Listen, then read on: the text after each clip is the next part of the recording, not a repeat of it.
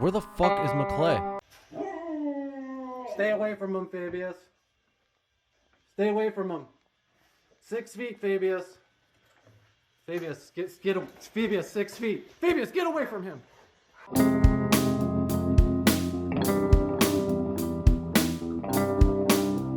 Yeah. Bogcast 73, Christina King. Sweet. Action. Awesome. This is the Bogcast, episode 73. We are brought to you by Bang Salon. Come get all your hair needs, including cuts, natural colors, vivid colors, extensions, shampoo and stylings, all under one roof at Bang Salon. Find and message Bang Salon on Instagram at Bang Salon, at BANGDSALON. Use promo code Bogcast for 20% off your first visit. So come on down and get banged by Jordan. But if you really try to bang her, I'll fucking kill you. Cool. All right, check us out on Google Play, Spotify, iTunes. Like and subscribe. Let us know what you think of the show. And yeah. Awesome. We are joined by an amazing guest, a good friend of mine in the film community here in Phoenix, Cristina King. How you doing? Good. How are you guys? Good. Really appreciate you taking the time to come down and talk to us. I know you're not living in the Valley anymore. You live in Nebraska now? Yeah. My husband he's trying to get into college coaching. So as you do with most college coaching, you have to put in your volunteer time. And so he's just finishing up his second year of coaching at Nebraska for the track and field jump squad. Oh, Wow. sick. So, yeah. That's cool. Yeah. So come summer, who knows where it will be. Yeah. Is there a film community out there that you stay involved with, or? I've met some, and I mean some of the individuals from my high school, if they're still there. Some are actually out in LA and doing pretty well out there. Some of the people that I knew from high school, but there is a few. I would say it's roughly about Arizona, and realistically speaking, I haven't gotten too much into it because I didn't know how long I'd be there. Yeah. It's so up in the air with him and coaching. And like I told him before we even moved, I was like, we got to support each other. We're married. So he supports me in acting. Totally. I'm going to support him in, his dreams and efforts. That's cool. But yeah, then you were already involved in other projects out here in Phoenix. That's what's brought you back, right? Yeah. And I actually had an audition. I've had a couple auditions out here. Oh yeah. Sorry. No worries. Sorry. I've had a couple auditions out here that have brought me back to stuff out here, and just some of the people that I know that have wanted to do projects with me. That always keeps me coming back. You just drive out here or fly out here? Or? This time I drove. Yeah, I've flown out before. It just depends on what's going to be most economically. And what's the average length of time that you're away from home? Minimum 2 weeks, but usually it ends up being like 3.5, 4 weeks. Sometimes I try to book other things when I'm out here as well. Yeah. Do you only come out here if you're booked, or do you come out here even just to try to make moves and stuff? Or? Well, my sister lives in Tempe, so awesome. I come out to see her. That's cool. Her and my brother-in-law and my nephews. And my brother-in-law, he owns he's one of the owners for Hit Squad Ninjas. I wanted to talk to you about that. Yeah. so we'll come out and ninja sometimes too. For people who don't know what out. that is, can you explain that? Yeah. So all the owners, all three of them, were on American Ninja Warrior, and they also do, because the show is just one aspect, and the show in and of itself is a reality television show. Yeah. So as far as the actual ninja athletic competition, you've got a whole separate world in that, and they all still compete in that, and it's nice for like little kids to have something else to do. Like they do it or you're saying they're having competitions outside of the show still? No, they've always had competitions outside of the show. Yeah. Oh, I didn't know. Yeah. I did not. Yeah, I had no clue. It's a whole other, as I think, and I don't quote me on this because I'm not too familiar with it. I don't know if it's necessarily technically an amateur league I got you. But it's worldwide. So That's that crazy. they have, Yeah, enough to have people, touring and crazy stuff like that. Does she have a brother that was on the show or something like that? Or? My brother-in-law. Oh, your brother-in-law. Yeah, Wow, that's Brian sick. Rambo. That's crazy. So yeah. How did he do on the show? He did really, really good. His first night in LA, he set the fastest time. The second. Damn. Yeah, the second. I know, right? He's like, I think at the time he was 38 years old. Holy and he shit. set the fastest time of the night. And then the second night he finished. He was one of the few that finished. And like when you finish, you get like this little patch when you make it to finals. And so we went and saw him in Las Vegas for the finals because he made it to finals. And he fell first round in the finals. He had 2 obstacles in a row that he'd never done before. And fell on the second one, and it was just kind of a fluke for the reason he fell. It was like that warp wall where it like goes in this way, so you like jump on a trampoline and you put your hands out like jump in a trampoline and do like the wall thing, like a Spider-Man kind but of. it does this as opposed to like a straight wall. And he just, to me, when we were sitting there watching it, it looked like he went out, but this elbow was up a little bit. And they don't wipe down the obstacles in between people. Ew. And I know. Well, Just kidding. the Well, water that's a big is what deal I'm because saying. of Like the the traction, water. too. Yes. Yeah. Like Yeah. you need that I traction. meant for germs. Oh yeah, that's I'm just yeah. playing. That's probably why they canceled it. Or they haven't done any of the competitions lately. But yeah, he just had his elbow up this way and he stuck it, and then this arm just. Is it not the same course like every time? Like they change the obstacles, huh? Did that show start in Japan? Maybe, yeah. That's the reason I thought so too. It wasn't that actor Beat Takeshi, the guy who was in Brother. Oh yeah, he was the original host of the show. Oh really? Yeah, back in Japan, it was called something, and they would like make fun of the people. And everyone's laughing. Everybody's laughing. Yeah. Well, they have Wipeout too, as well. Wipeout was another one, and I just remember the Japanese one being on when we were growing up. It was on some weird channel like WGN or something. You know what I mean? Yeah. That wasn't a weird channel. No. It is kind of weird. Think about it. Like, it's the only place Dude, a city had their own TV station. I know, but that's where you got all your Saved by the Bells, all your Charles in Charge, all the I remember classics. it always had the Cubs games too. The Cubs games, always would have a Cubs game. But it was kind of weird though. Its own city had its own station. That was before there was like Fox Sports, whatever city you're in. WGN was pumping out. That was crazy. Yeah. Anyways, so I remember seeing that show back when Beat Takeshi, who's a badass actor. If you guys don't know, I think he has another name he goes by too. He's a badass, but he was like the original host of that shit. Sorry, I'm about to hit your... dude? What the fuck? Just kidding. I usually have this on the other side, so I knew that was gonna happen. It's like nice. sword lightsabers. By the way, if you need these go up too, if you want to Ooh, keep your feet up, so just as an option. Oh yeah. That's crazy. Yeah, I did not know that they did like little amateur stuff and well, I guess not. I don't, like you said, you don't know if it's an amateur league, but they win money, right? I don't know if they do. I don't know if they always. I don't know. Yeah. I don't know. Yeah. Well, they have places you can go to and do this shit. That's pretty crazy. Well, I know a lot of gyms. That's a new big deal, is to have like those crazy things you could do. Like, I mean, it started with the rock walls, right? So, and that was kind of like the first phase. Well, that's what you do. All kinds of the aerial stuff, right? Yeah, I do. Well, and a friend of mine got me into bouldering years ago, but we always just did it at the climbing gyms. So I haven't actually bouldered on rock. What does that mean, bouldering? Bouldering is like rock climbing, but you're not harnessed in. Oh, so it's usually really low. Like Alex Honnold style, like on the fucking... Oh, I'm not being crazy. It was always like really low at a climbing gym. You have mats underneath you. And then, I also, because I grew up a gymnast. And, really? That's wow. That's a crazy life. I wasn't good at it, but I learned a lot from it. How long did you do that? Until you're how old? 16, 17, that's something like that. Pretty deep. I started late though. Oh. So it was nice, because it gave me a good like solid foundation. Because when Keith was saying, I do aerial as well, so like silks, rope.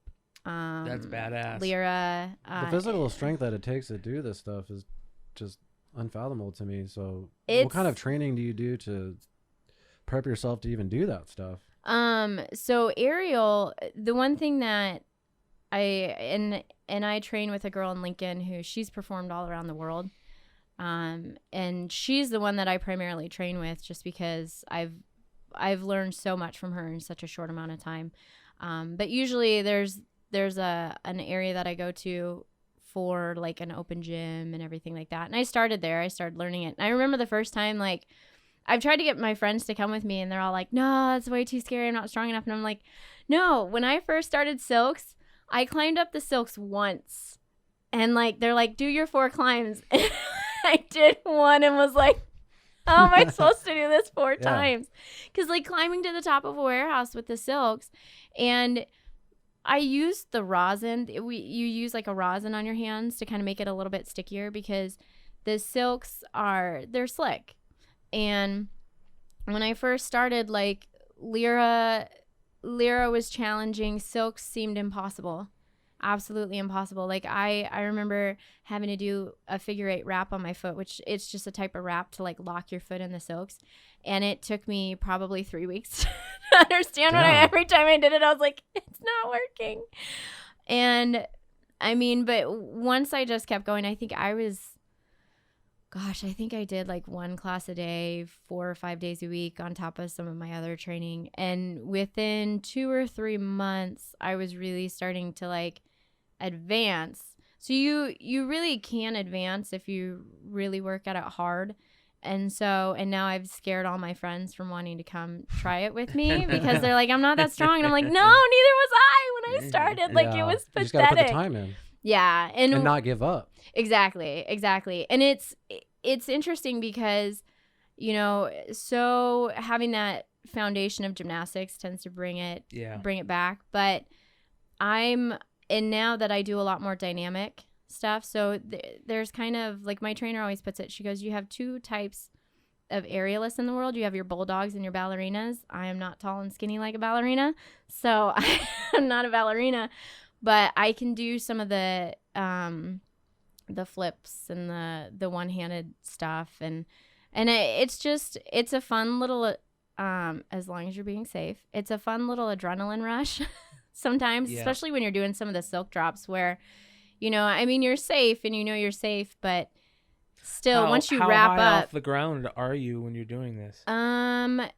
Typically, well, if I'm at open gym, those I'm trying to think, because I know my trainer has like a 25-foot rig, and so that's how high. I mean, give or take the little bit of rigging that's there, you know, you can be about 20 feet in the air, and obviously you have like a big mat underneath you because you're not just plummeting towards the ground. But it gives you a lot of freedom, a lot of space to do a lot of stuff with too. Yeah. And depending on how big of a drop you're doing, depends on. And there's certain drops that I definitely won't try. There's one called a Kamikaze Drop that's really faux pas. It's not really supposed to be taught because they have had so many people get injured doing it. Yeah. So that one's definitely a faux pas that everyone I know stays away from. They don't teach it. Because it's just not worth. I gotta Google that shit. It's interesting. And honestly, when I watched it, as far as some of the other drops I've seen, it's not one of the more interesting drops. Oh, it doesn't even look that cool, yeah. Yeah, it's just visually to me, I mean, I get maybe the adrenaline rush behind some of the people that want to go do it.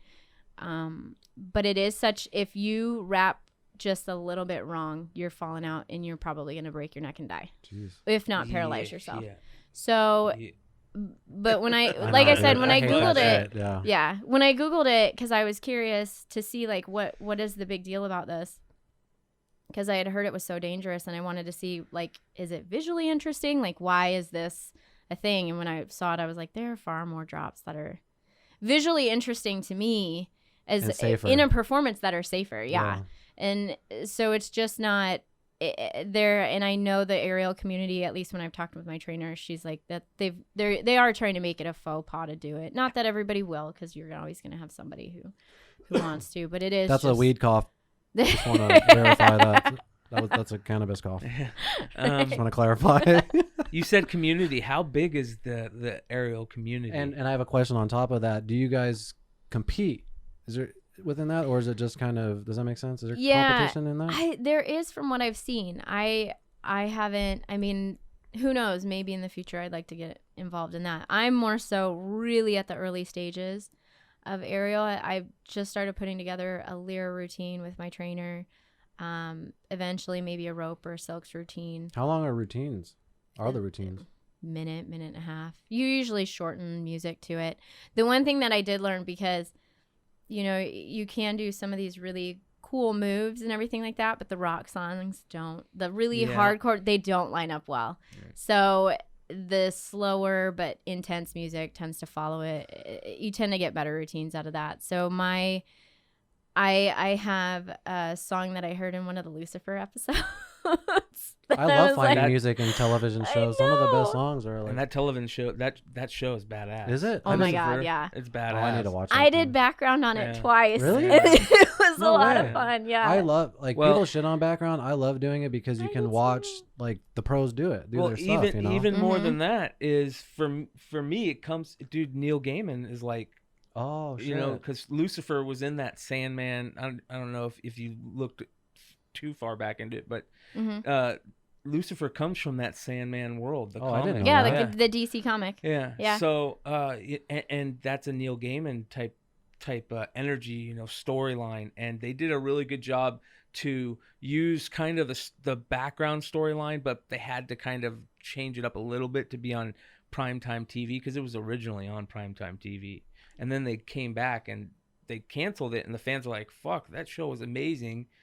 Put that back on. So I think they put it on Netflix or something. Oh, really? And they did like 2 or 3 Are they able seasons. to make it more about like cussing, like darker because of it's not on primetime TV? I don't think so. I think they kind of stuck with the norm. I don't remember seeing any.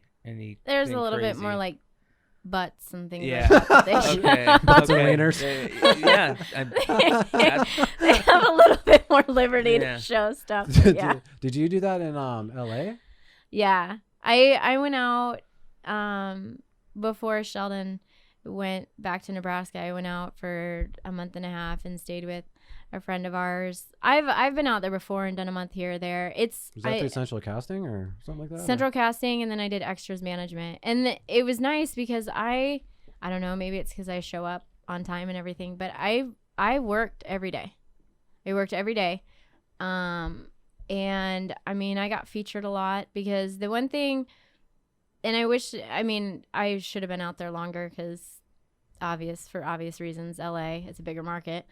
But the one nice thing that, if you're constantly volunteering and being nice to your ADs and everybody like that, I remember I was working on baskets, and I was background on an episode of that, and I'd only been there like a week, this might have been, I'm trying to think, this last time I went out, this might have been like the second or third background that I was doing. And we were on the set for like 13 or 14 hours. It was a really long day. And every time they asked for people, I was like, oh, I'll go. So, and we had breakfast, we had lunch. And then I was sitting in the dinner line for the show, because we were still on set. And the one extras AD had like come running out to me, and he goes, can I feature you in the background? And he's like, I'm sorry, you'll have to miss dinner. And I'm like, okay. Yeah. So I got to be featured, and it was kind of, it's still that slight blur, but I had like Louis Anderson was sitting behind me, and then it was just a real quick scene where I went up and shook one of the Shark Tank ladies that was on it, Lori something, because I was always working, so I never watched the show. Friday nights, I don't either, because Friday nights I was always working. Yeah. So I don't know any of. When you say you're out there doing the featuring, do every featuring pay a set amount, or is it different? Well, if you get a line, but you're just a featured extra, so it's the same. So your face is on camera. Like I've been featured as a dead body on a TV show a long time ago. But otherwise, you're just background. So when you're But featured, it's do you get paid different? No. No, not unless the only way that you get the bumps are if you're on set past a certain amount of time, if they're late with food or something, if they put makeup on you. Like I did a commercial where they were looking for people to like do up makeup wise. And so like we were fans of a football team, and so they drew stuff on our face and we got extra for that.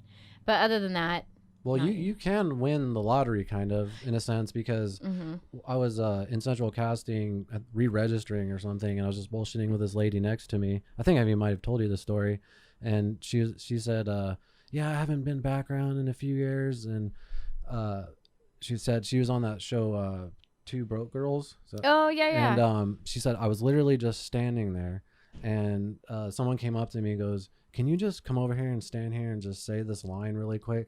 And she went over and said the line. She's like, I get like $3,000 a year just from saying that one. I'm like, you won the main lottery for that. She's like, I know. Yeah. And like you could just kind of get lucky for because that, it got residuals. Is that what it is? Yeah, the residuals and all that, and like she had a speaking part, so. How many of those? Never got that lucky. I know, me neither. I'm always a blur. Are you able? Are most of the featuring gigs that you're talking about, are they like a day long or more, or can you do multiples in a day? Typically, you mean as different characters? Yeah.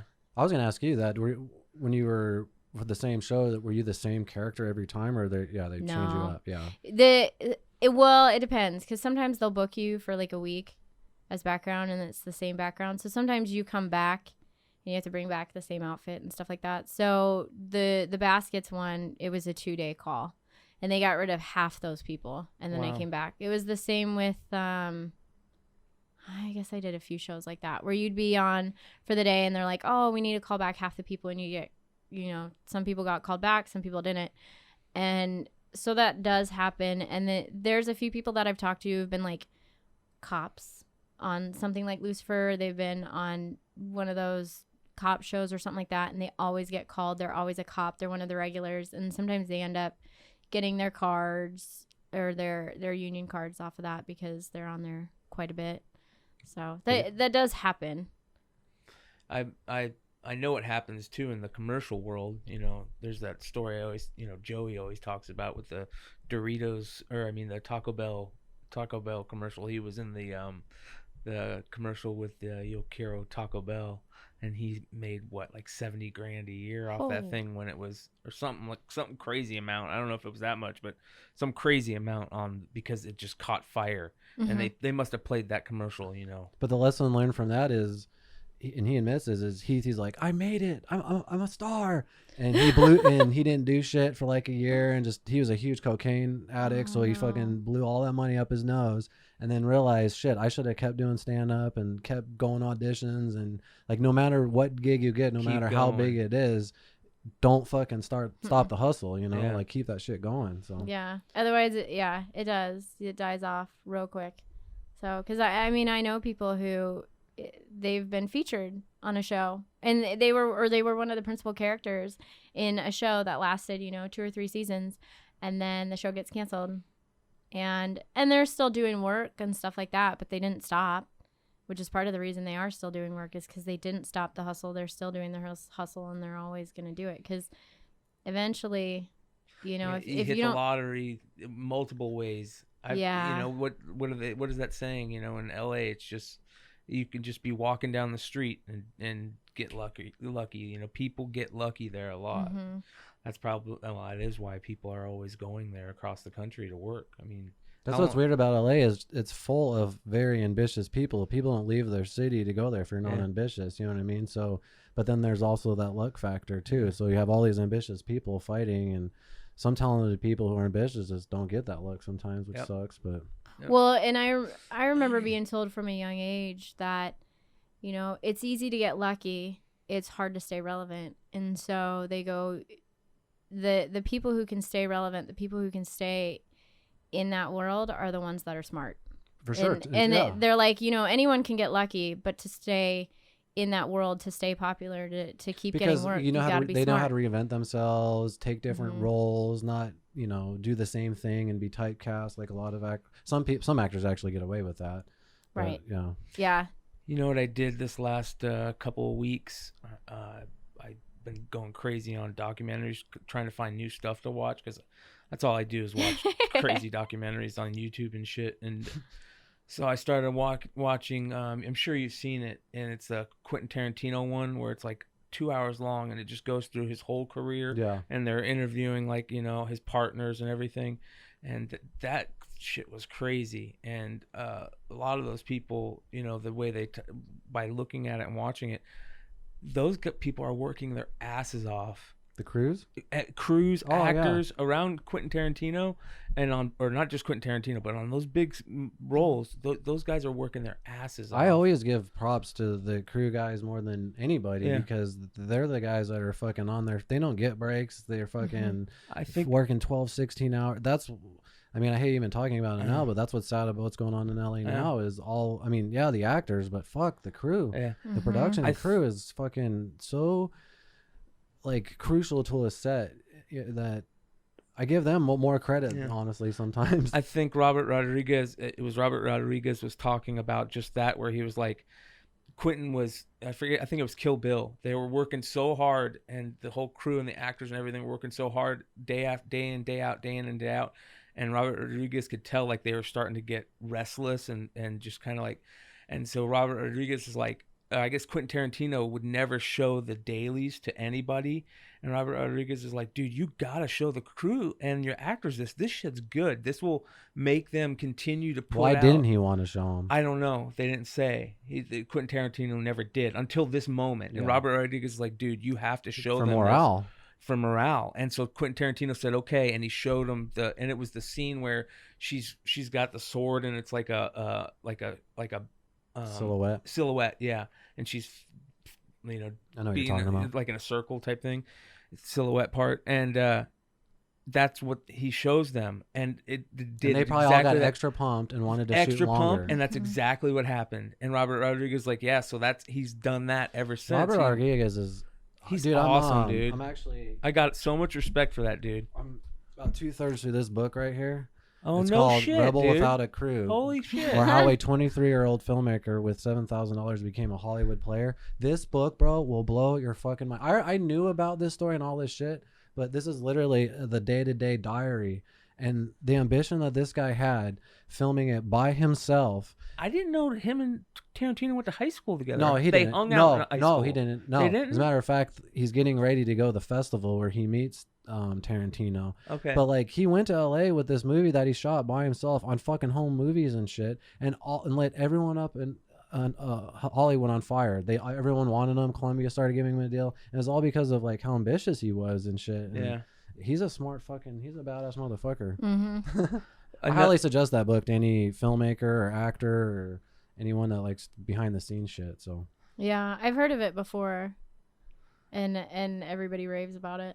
It's such a good book because he just he just put his movie in front of everybody. He made a trailer, and then everyone just started bidding for him. And literally within like a year and a half, he went from dirt broke to having money and people wanting to like pay for him to have write for his ideas and stuff like that. So hearing that kind of stuff gives you inspiration. You know what I mean? Yeah. As a person, I know that sounds lucky, but it's kind of like what Eva said that one time. When you go out there and you put your energy out there, you're moving things, and that's what he did. He had this amazing energy that he put out into the world, and now he's getting the repercussions from that ambition. Yeah. And a lot of hard work. Fuck yeah! Just the sound, the way he edited the sound was insane. Like he would be doing this shit from like 8 a.m. to midnight every night and shit. It's just like fuck. Yeah, that's another thing they were talking about. Tarantino's editor, that chick that passed away, she was crazy working, and they were talking to her husband, and her husband's like an award-winning, I think he's a DP guy or whatever that does the camera work, and they never worked together just because she was such a bulldog and she was just such a great editor. And the reason I'm talking about this because this is the part I want to bring up. They were interviewing RZA. and RZA like became really, I guess he did a movie produced by Tarantino. Yeah, but him and that editor lady became really good friends somehow, and so he wrote a song for her. Like, I was like, holy shit, man, I didn't know that. Oh, damn, that is crazy. And I didn't know all the stuff about RZA. I didn't know that he was part of Tarantino. He did a lot of the sound stuff. Well, no, he did like a whole movie that he directed. Soundtrack too, right? Well, I'm saying he did his own movie where he directed and starred in it, and Tarantino produced it. I forgot what it was called. That's probably why he knows the editor, because Tarantino's editor probably edited that. But yeah, so that blew me away, and but that's what I mean. Like, everybody, you know, there's so many people that are working so fucking hard. That shit takes a lot of time and effort to do, and especially we know this from those 16-hour sets. I know, exactly. That's for sure. What's the longest you've ever been on set? Oof.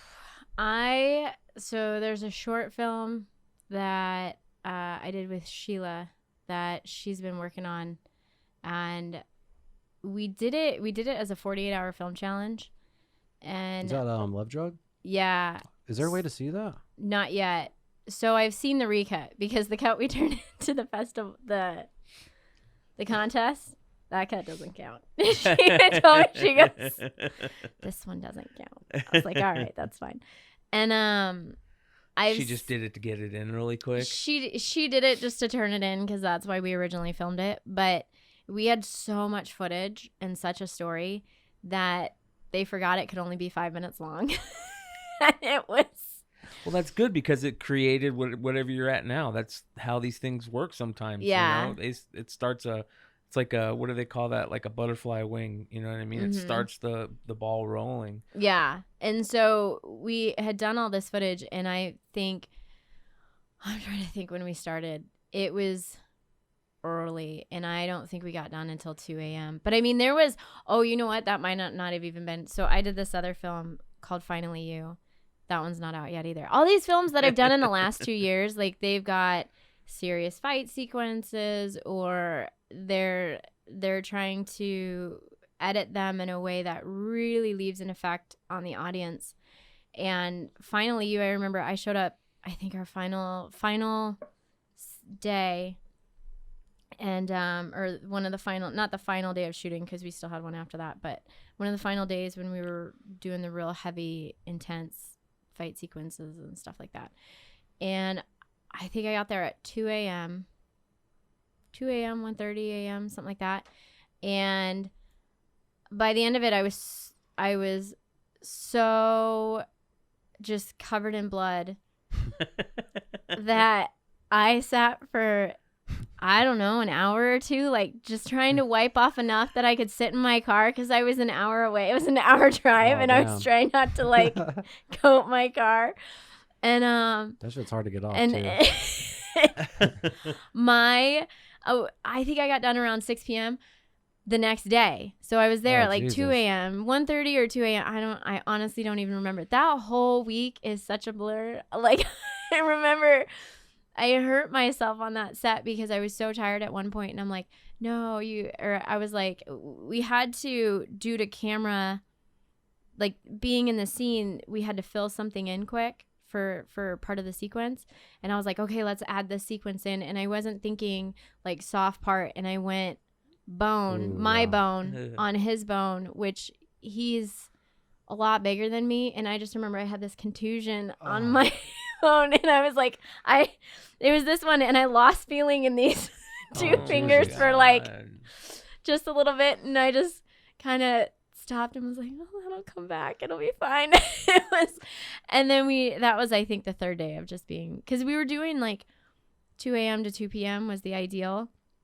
But yeah, that was a long set to be on. Yeah, the ideal usually doesn't work out. Well, fight sequences are hard as hell to shoot sometimes. They are. And they can be. Like, it's, and the one thing that I've learned, because I remember watching an interview with Charlize Theron, who's like, I love Charlize Theron. She's my idol. Yeah.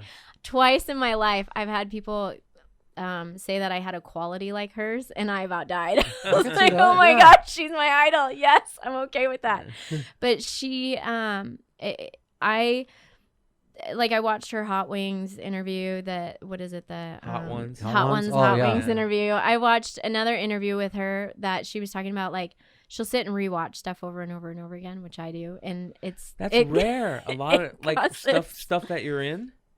No. Okay. Just other Like shit. people, no, I'm bad about watching stuff that I'm in. People will send it to me and they're like, "Tell me what you think." And like 2 weeks later, I'm like, "I don't want to watch it." Yeah, that's what I don't I think hear most everybody's people. like that. Yeah. Yeah, I have a few things that it just takes me a while to get around to it because it's just awkward, and all I'm gonna do is nitpick apart every single little thing, especially. I just leave that shit up to the director. Let them pick. You Yeah. know?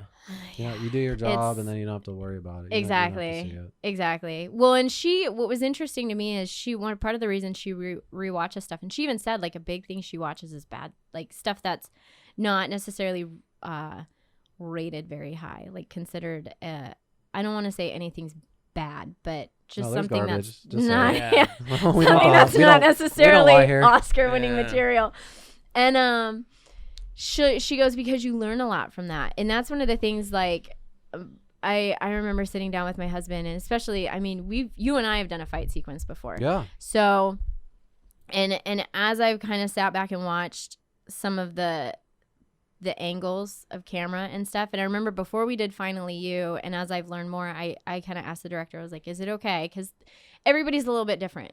And so I remember I had asked Jamie, I go, is it okay if I kind of watch the action?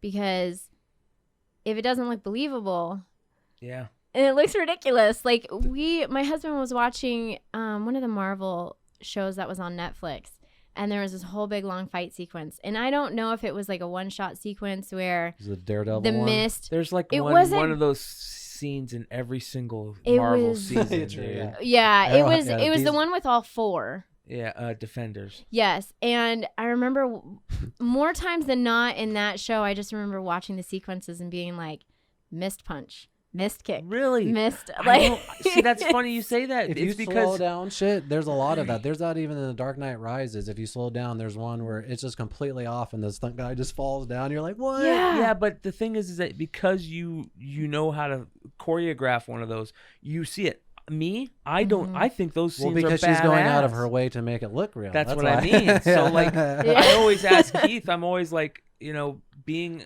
once you start acting, can you watch a No, movie anymore? I can't. Or Can are you? you constantly Yeah. critiquing? That's actually how I know if a movie or show is good is Is when I if you stop. get into it. If I get so into it, I'm not thinking about Yeah. the shots or because I'm always like, oh, that took 4 hours to shoot, or oh, that's a cool setup, or Mhm. Yeah. I'm always analyzing the behind the scenes of it instead of, and then I fucking don't pay attention to what they're saying and I get lost in the show. Yeah, that too. Well, and I watch it a lot because I remember when I was a little kid, like I was a big fan of Buffy the Vampire Slayer, but The movie or the show? the show, Okay. love the show, and That's and a Joss lot of- Whedon, isn't it? Yeah, it is, and even now I sit and go back, and I kind of laughed because my husband and I watched The Boys. That Yeah. show's awesome. Garth Ennis.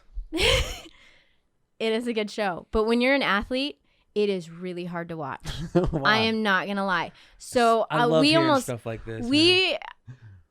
and even my brother-in-law has said this. I was like, what you'll find with a lot of athletes when they watch those action shows, because you really want to watch them because you're athletic and you're like, yeah, let's watch people do stuff. And then you see the actors. To me, it's some of the girls just don't look like they can do what they're supposed to do. They're not athletic. They're not athletic. Yeah. So like you watch Buffy the Vampire Slayer, she suddenly gains 15 pounds and can do a pull-up. And I'm like, I don't think she can do that in real life. And I remember watching Future Man, and all of a sudden one of the girls had muscle. She didn't have muscle before. And I'm like, and it's also hard too because my husband and I both know some of the stunt people that are stunt doubles. So we see them when they come on. We're like, oh, that's such and such. That's such and such. Like, that's not the actress, because you recognize their face. Yeah.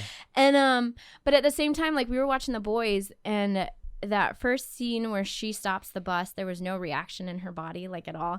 She's kind of small anyways, which that's fine. They have powers, I guess. But it's really hard as an athletic person, and it's really hard for athletes in general. Like my husband, my brother, like I've even heard this out of them. They're like, "Oh, you mean the one where that skinny chick is supposed to do all that stuff?" Yeah. Yeah. And well, they're superheroes. That's why. Yeah. You know, they got superpowers. they should have some sort of muscle though. Well, the you guys know what's do. terrible? Why not the girls? But what's terrible is That's even true. with the guys, that's not true because look at that Shazam show where they made the muscle suit for him. They did make the muscle suit. And it was so cheesy. You could But totally most tell. superhero dudes are jacked. Yeah, that's what I Yeah. mean. Like Christian Bale is the perfect example. Chris of, Evans, Thor, fucking Like- all Yeah. those guys. Yeah, dude. to me, Christian Bale is the perfect. Dude, that guy that fucking who's that comedian that was on Yeah, that HBO show that just got yeah, jacked? yeah, that's for The Eternals. Indian dude? Yeah, Yeah. for Eternals.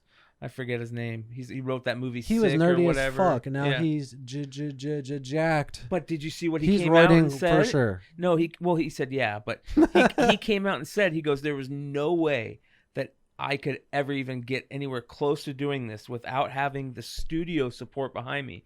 He goes, they paid for the All my best roids. trainers. Yeah, all his doctors, Don't like to talk about all that. his doctors. He goes, there's no way. He goes, I get paid just to work out all day, every day. No, I know. And I've actually watched it. He's like, there's no way that I could even do this without the ability of the So studio backing is the him. character in the comic jacked? No, I don't think so. But I don't. But so I never thought of that. Then like you're right though. Well, Chicks like when a chick superhero, she's not usually athletic, but the dudes Yeah. are. You know, most here's comic chicks are like not jacked. They're more voluptuous. They're kind of, you know what I mean? Look at there's a perfect example is Power Girl. I mean, most comic chicks are not. They're not real. They don't look real. back in the day. They're starting to change that though. Yes, they are with in the Kamala ones- Khan and but still, even even with then, listen, with comics, you got most of creepy dudes. So did that reading it. ruin the show for you? Yeah. And wait, no, okay. So the storyline was great and the acting was great, but here's another problem.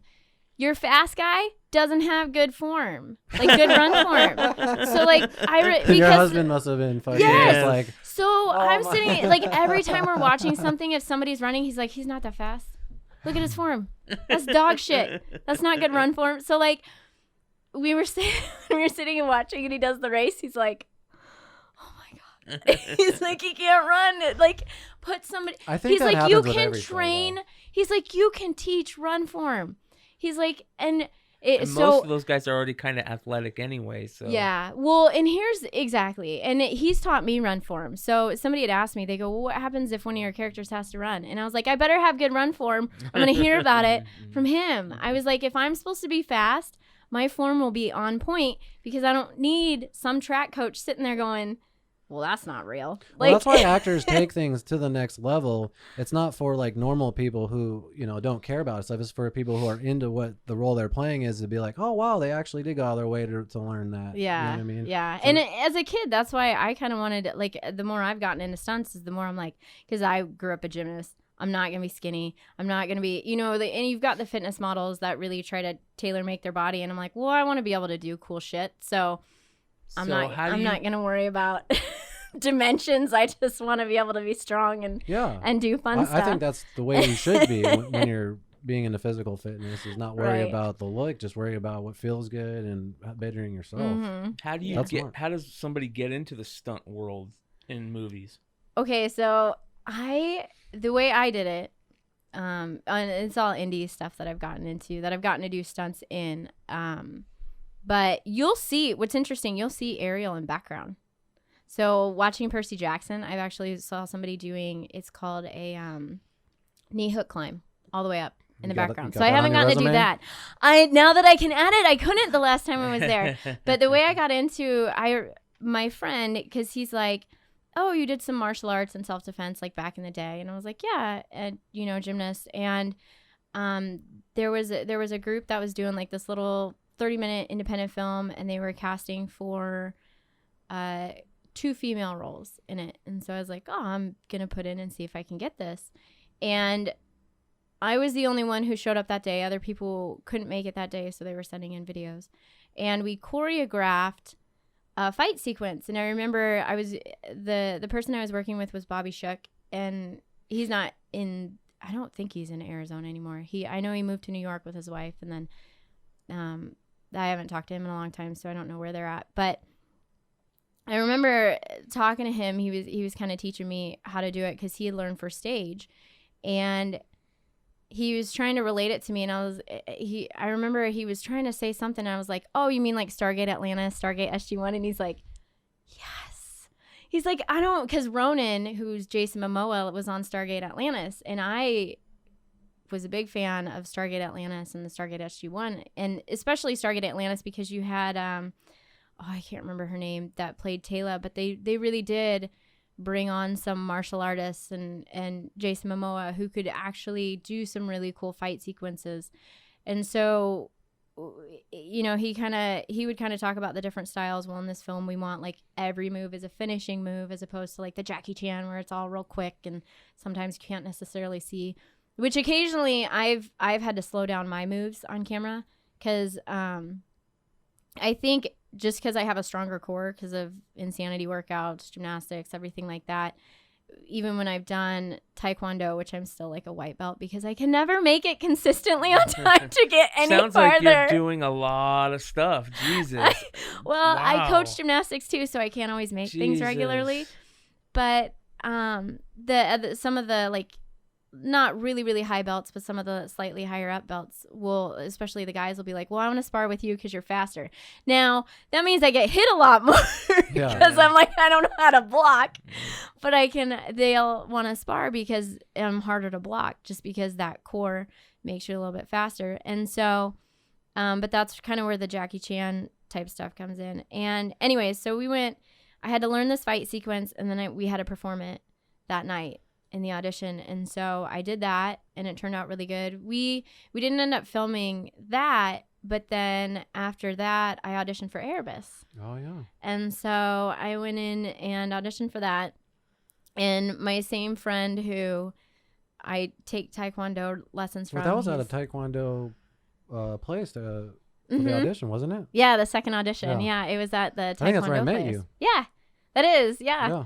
And so I had auditioned for that, and that was my first. Maybe that was my second, because my timelines are all messed up here. Me too. I think actually Cannabis? No. Cannabis. Cannabis for me. Yeah, definitely. Cannabis. Exactly. No, I did. You know what? There was a film that we did before that. It was Experiment 23. That was one I wrote. I remember you were that telling one. me about that. And because I really wanted to do it, and since the one indie film got canceled, I was like, you know what? I'm gonna write my own. And one of my friends. That's cool. A lot of people have said that on the show that they just get to the point where you're like, screw it, I'm just gonna do it. Mm-hmm. Yeah. And so I did. We did a 30-day film challenge. I had my friends that work at Arizona Studios. They wanted to do something like that because none of them had ever done it. You know, had done this little action sequence, and I just wrote something really quick and handed it in. I had written a couple things, and my friend's like, "Oh my gosh, can we turn this into a short and do it for the 30-day?" And I'm like, "Yeah, that's fine." So I did that, and then I did Erebus, and then is that your first acting stuff? No. Oh, okay. No, I have some other stuff in there, but that I had done a couple shorts previously, you know, been eaten by zombies and things like that in the past. But Erebus was probably at that point, that was the biggest thing because that got a lot of like. Oh, for sure. A lot of we got a lot of laurels on that one. That was my first fight sequence. And it turned out really good. I mean, obviously, I'm a perfectionist. Well, isn't there cringe there's when I watch people some of it. that do the fights, get paid to go and do the fight sequences. Do you do that? Do you get paid to set up fight sequences? No. I need training to do that because those people generally have education in how to stay safe and everything like that. So I don't like Richard Ryan does that. You know, yeah. And I've heard of him, but I've never actually gotten to meet him. And he's actually trained. And you know, I did a little bit of quick stunts in this last film, a couple little super short fight sequences. And when I say short, they're like 3-4 moves. And we had a guy that showed us all our moves. He wasn't getting paid, but and he's trained theatrically as well, and he knew Bobby, and so because they were both theatrically trained, and that was I even when I was on set this last week, we were talking about, you know, it's not just, especially with fight sequences, it's not just the, you know, victim always controls is the general thing you're always told. Victim always controls. And honestly, victim is kind of obviously the aggressor. By victim always controls, you mean like the victim at any point can say, the guy that's playing the victim or the person that's playing the victim at any point, or the non-aggressor at any point can say, stop, and you have to stop. Is that what you mean by victim always controls? No. So like literally. For instance, I got, in one of my films, I got to be thrown onto a breakaway table. So that's actually pretty cool. Yeah, by my hair. And that's so really, what? Like, did the table actually, like, you get thrown on top of the table? Yeah. Jesus. And so, but it's like wrestling type shit. Yeah. So it's like Jimmy Superfly Snuka type shit, dude. So like what I mean by victim control, so when the other character came at me and like held me by my throat to throw me into a wall, my hands are on his wrist to pull myself up. Or like if they're doing something where they're like doing this, it's your hands on their wrist pulling them into you. That's what I meant, literally. So it basically takes the leverage off. Yeah. So like when I got thrown, when the person that I had done, when I got thrown on the table, he hadn't quite done a whole lot of stunts, and he goes, well, how about I just hold your hair and then you jump onto it? And I was like, no, that's not how that works at all. I was like, what you have to do, like he had to come up underneath. You have to grab as much hair, like as much scalp, so to speak, or as much of my scalp as you can. And you kind of hold the hair, but then it's me pushing the hands onto my scalp, holding the wrist, pulling myself up. And that's me basically doing a pull-up in this position. And you guys have to do that quite a few times to practice it and get the moves like a dance. 2 breakaway tables. Wow. We only needed 1. You got That's pretty cool. Got it on the first. And I told him, I go, you're going to throw me and I'll let go when you let go. And so because he had to take me from one of his sides and throw literally over and onto the table.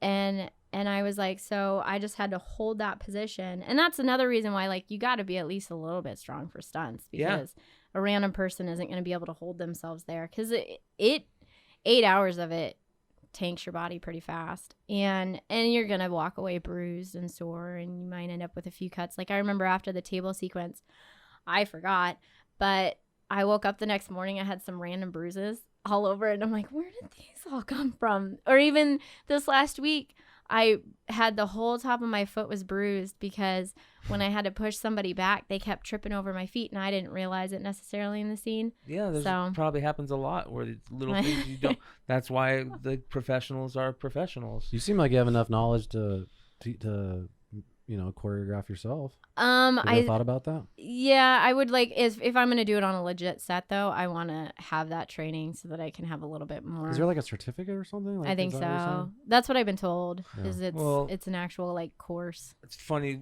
I brought him up before, but I'll bring him up again. That's one of the things in the Quentin Tarantino thing they were showing. He was talking about Zoe Bell and how like one of his. I was watching. A thing where it was like all these directors do a round table, and it was like Tarantino. Oh, the variety. It was Tarantino. I know the exactly guy the that one did, you're talking about. The guy that did Revenant. It's all the award winners. Yeah. And they chat before. Ridley Scott, Tarantino. That's like Chris Hooper.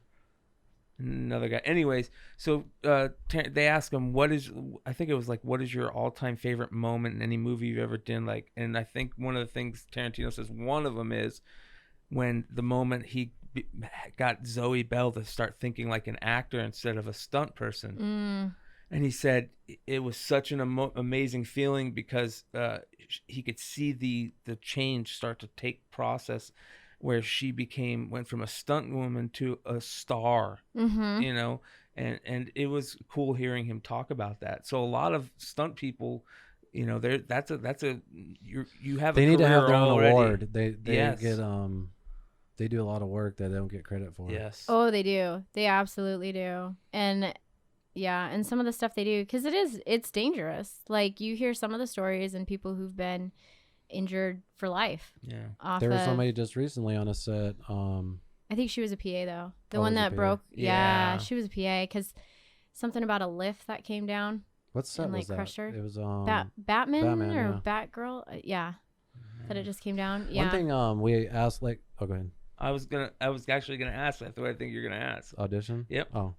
One thing I like to ask, we like to ask all the actors and actresses that come on here is, do you have any audition horror stories? Ooh. I think I've been pretty fortunate. Really? Yeah, I don't have too many audition horror stories. I mean, I've encountered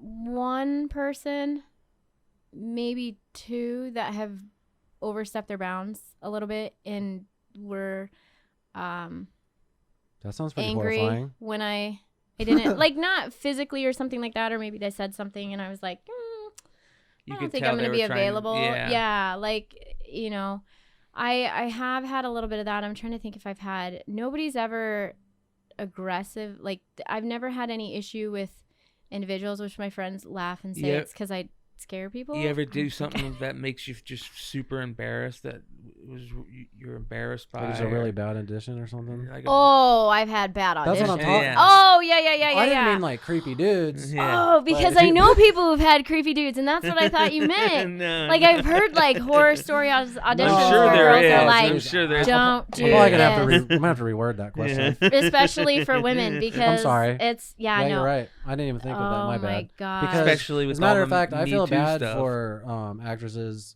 because I couldn't imagine the shit that they have to deal with because I know how creepy dudes are. There's a lot of creepy motherfuckers out Yep. there, and especially in the film community. Mhm.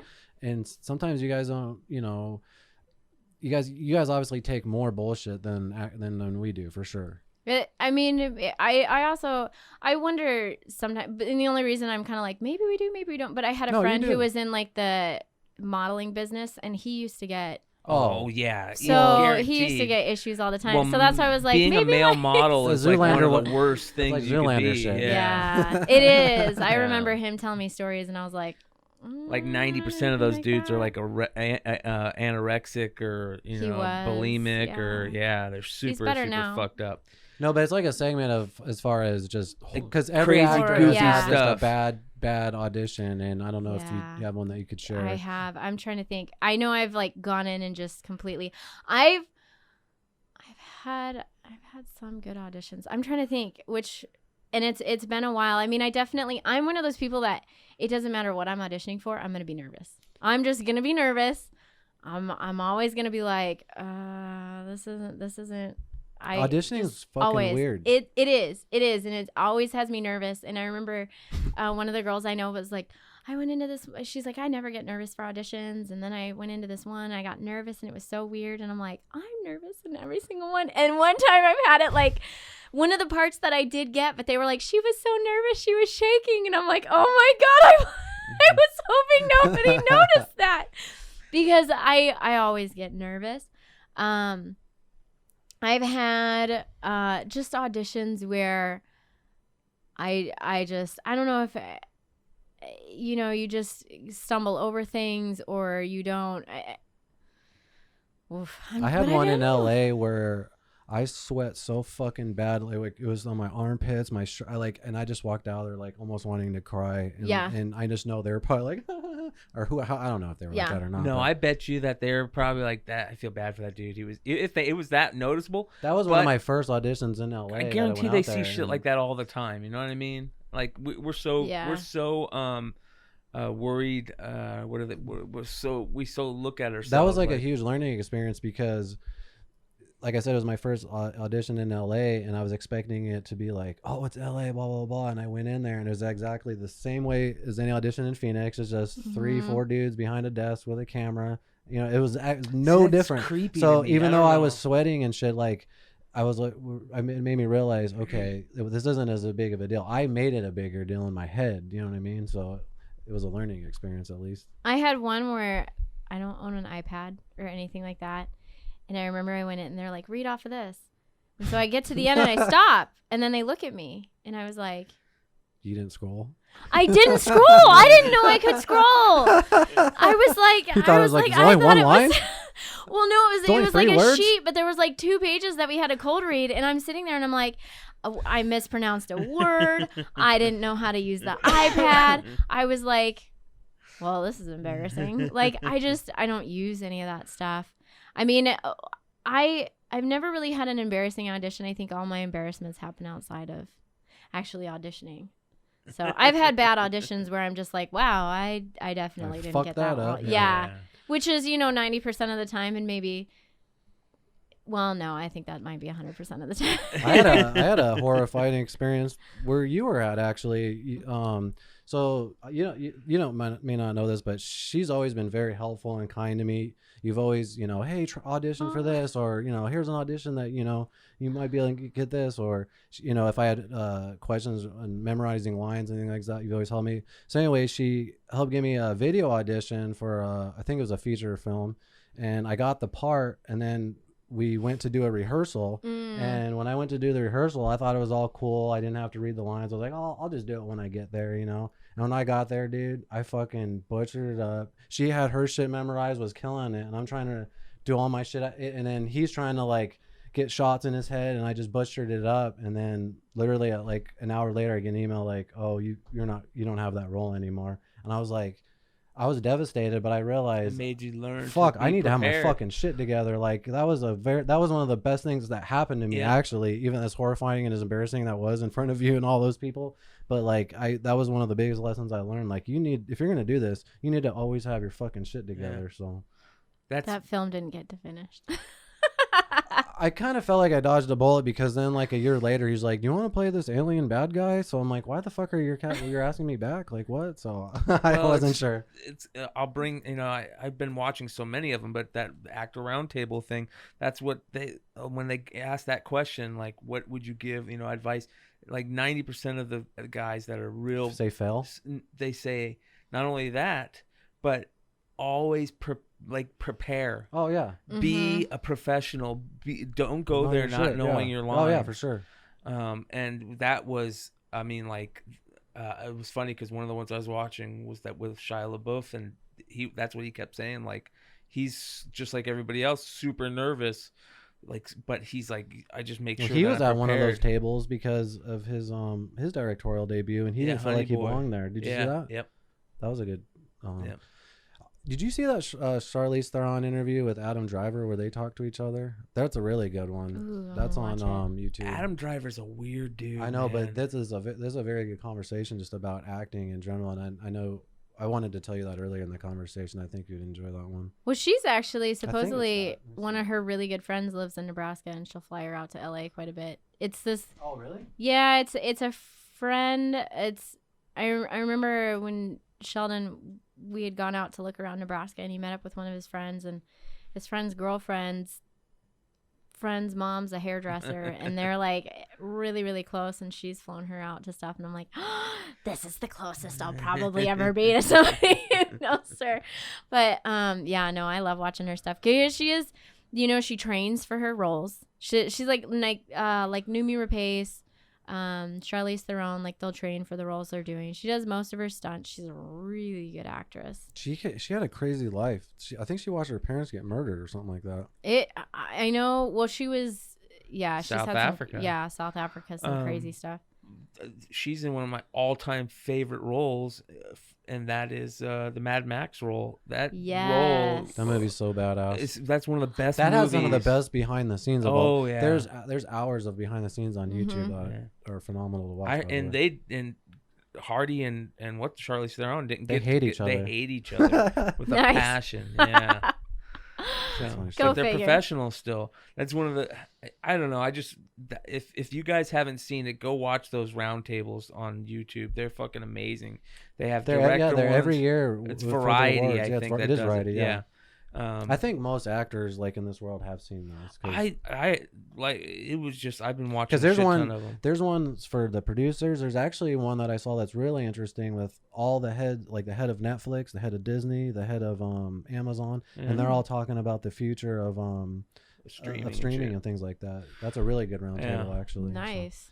So. I know. How much time? We got like 10 minutes. Yeah. I know we've had you've helped me with this actually because I've asked you this personally, but just so maybe other people, can get tips from. Like, how do you go about memorizing your lines for a role? Like, if you get a heavy dialogue scene or something like that, do you have a process that you use every time? So I worked with an acting coach in LA. His name is Chambers Stevens, and he's phenomenal, absolutely phenomenal. He works a lot with kids. I was fortunate enough as an older person to get to work with him. And one of the things that we would do is, like, he'd challenge us a lot. You'd go to one of his workshops and he'd be like, here's a 10-minute play. Go memorize it with somebody. Or this is the person you're going to memorize it with. Come back and perform it at the end of the day. Like, memorize, blocked out, everything. 10-minute play. Holy shit. And so, and we would use playing cards, like a little deck of playing cards. And you match up suits. So you learn you read your lines, and then you match. And then once you start to go through your script, you match up suits while you're saying your lines.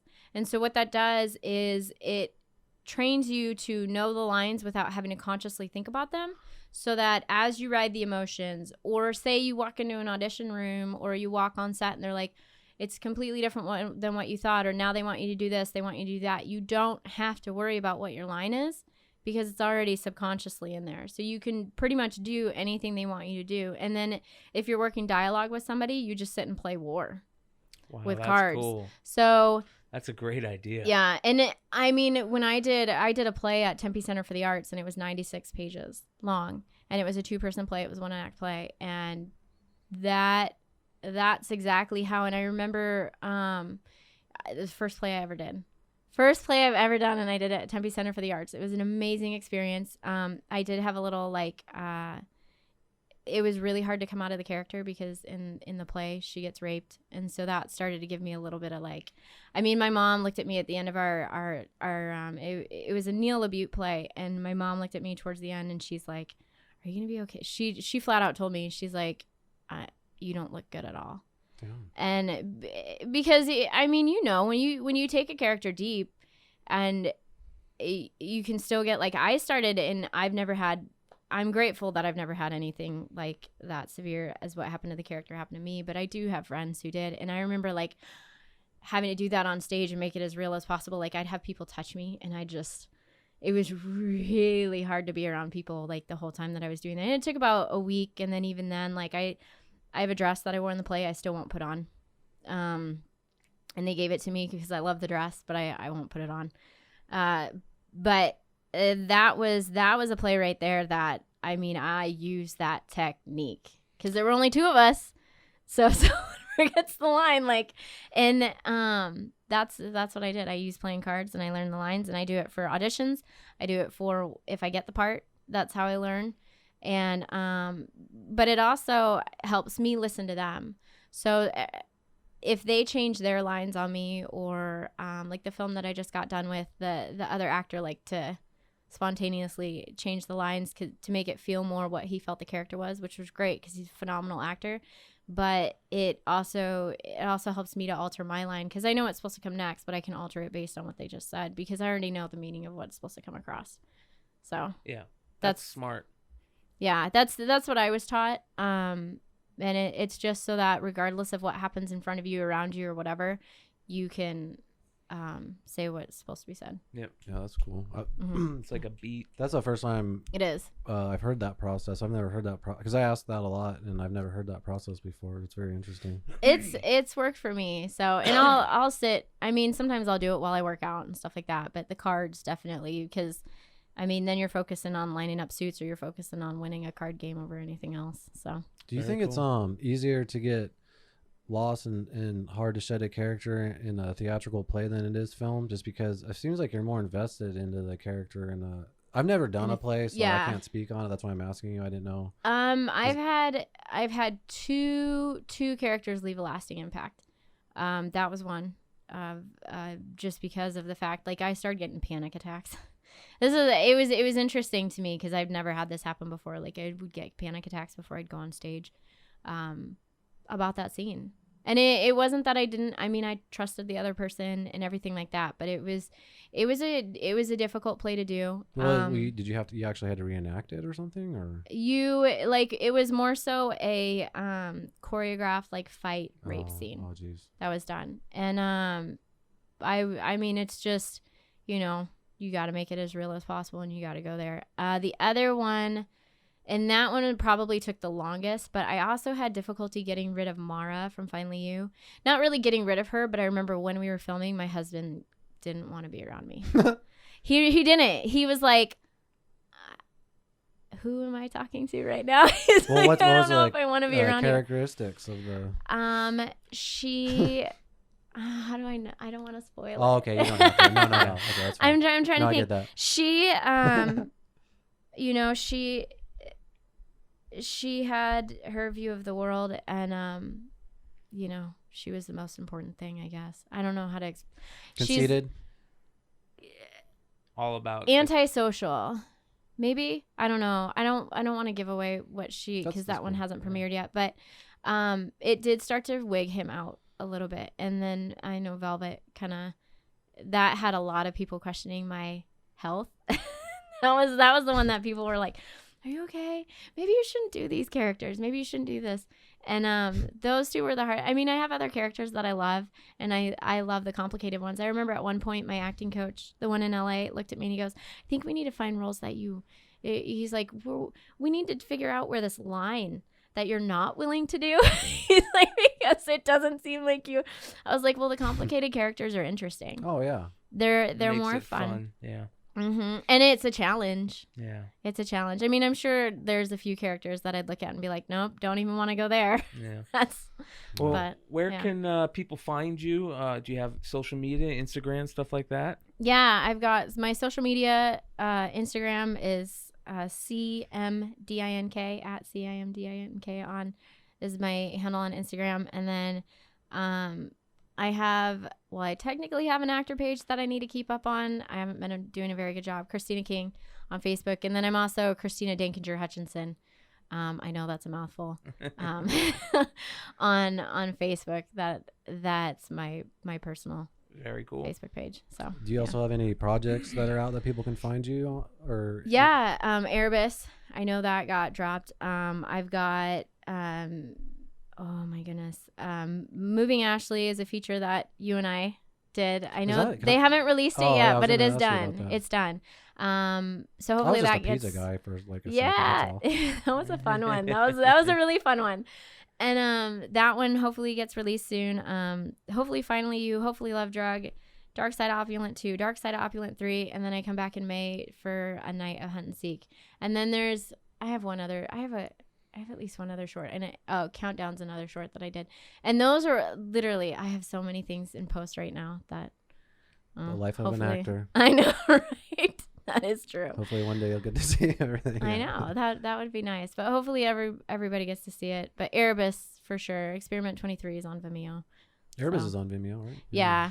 So those are two. I mean, they're, you know, I remember being told if you don't look at your work 2 years ago and cringe a little bit, you're not making progress as an actor. And I'm like, so whenever I had to suggest like work from 4 or 5 years ago, even though it's good and I'm proud of it, it's hard to suggest. Evolving. I'm like, well, that was 4 years ago. Yeah. That's not good anymore. So yeah, that is, yeah.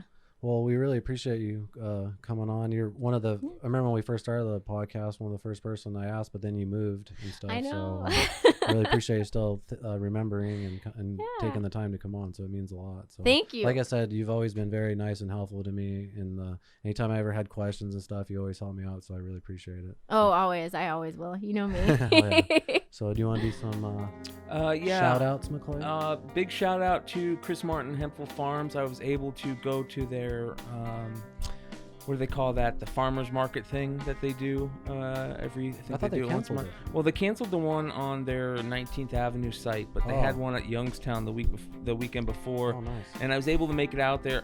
I thought it was lasting until like 5:30, so I ended up going in the middle of the afternoon, and I'd missed most of the people already showed up, but I went and said hello, and it was kind of cool because they were doing a little like lunch and learn thing for kids and parents, and dealing with kids around, you know, cannabis and medical marijuana and CBD, and, you know, trying to, you know, kind of mesh those worlds. How do you mesh those worlds? And it was really cool. And so I kind of just checked that out for a little bit because that was going on. Just bullshitted with Chris, and it was kind of cool because he talked about Ryan, and it was cool. He was like, yeah, I guess Ryan would hit him up every once in a while and say, yeah, this is cool, really cool you're doing this. And I found that out with a few other people, like Ryan would message them, and I had no idea. So Yeah. he obviously touched more people than we even thought. Well, and yeah, and it really like kind of made Chris think too, because he's had a couple friends that he's lost too, and he's just like, you know, it kind of sucks. But anyways, I ended up getting some CBD for my dog. So it was funny. They had I got their regular flavor and their CBD, their bacon flavor CBD. So I got flavor CBD. I got the bacon Wanna try flavor. So they got. So anyways, yeah. So make sure you guys go get out to Hempful Farms. They have one in Youngtown. They have one in Phoenix at 19th Avenue and Bell. Well, keep the shadows going. Yeah. Also, I went to, for the first time in a long time, I hit up a couple comic stores. I went and hit up Jesse James Comics. And for those of you guys that are into the, you know, want to get back in maybe the comic scene, or you know, you're already into it, and you aren't checking out Jesse James Comics in Phoenix, make sure you are. They have a killer little arcade that they set up. It's kind of like old school gold mine, Nickel Palace arcade type stuff, and that's kind of fun. So shout out to them, and shout out to Dreadnought. Make sure you guys go check out Dreadnought, and also make sure you guys check out Tales from the Flip Side, Absolute Geek Podcast, and I got a new Discord server that I'm starting up with some buddies. We're gonna have start being able to sell some stuff on there. So hopefully in the next couple weeks I'll be able to give you guys some more information. You know, we're gonna be selling all kinds of collectibles on there, like comics, sports cards, trading cards, sneakers, just things that you can make money off of that, you know, people want to buy, and you can flip and do cool stuff with. We're gonna have you know, giveaways and crazy stuff. So yeah, doing all that stuff. You got anything? I just think it's important right now more than ever to support any local family business, more than ever. Like for example, my girlfriend, she runs a salon. It's being shut down, but you can support by getting Bang shirts. We're gonna do a special podcast, just me and Brian, where we go through different coffee shops around here. If you have a business or something that's hurting and you want us to talk about it, just shoot me a message, and we want to get the word out, and, you know, see if we can find other ways to support, you know, whether you're a band, you know, however. So just message us, and me and Brian will do a podcast, and just pretty much search the internet of what you guys are doing and how they can help you. So Yep. And thanks again for Christina for coming on,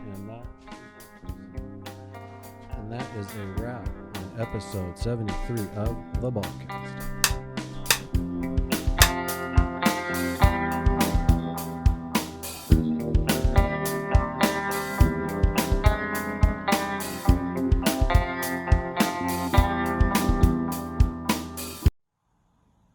Bang!